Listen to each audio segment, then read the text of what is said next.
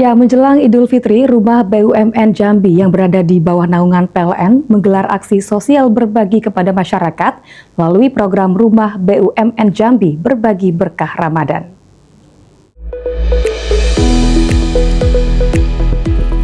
Kegiatan yang dilaksanakan pada Jumat 13 Maret 2026 ini diwujudkan melalui pembagian paket makanan gratis berupa nasi kotak dan takjil kepada warga sekitar serta pengendara yang melintas di depan CWS Rumah BUMN Jambi.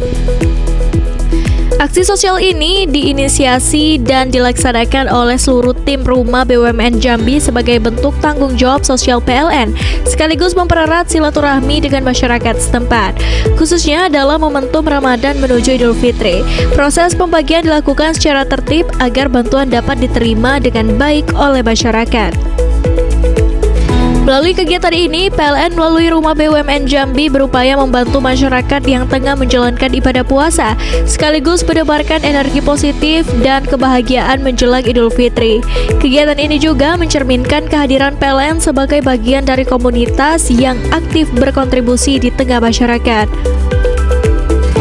Penyelenggara berharap kegiatan berbagi ini dapat memberikan manfaat langsung dan meringankan beban sesama, serta menginspirasi lebih banyak pihak untuk turut berbagi di bulan Ramadan hingga Idul Fitri. Selain itu, kegiatan ini diharapkan semakin mempererat hubungan antara Rumah BUMN, pelaku UMKM, dan masyarakat luas di Jambi.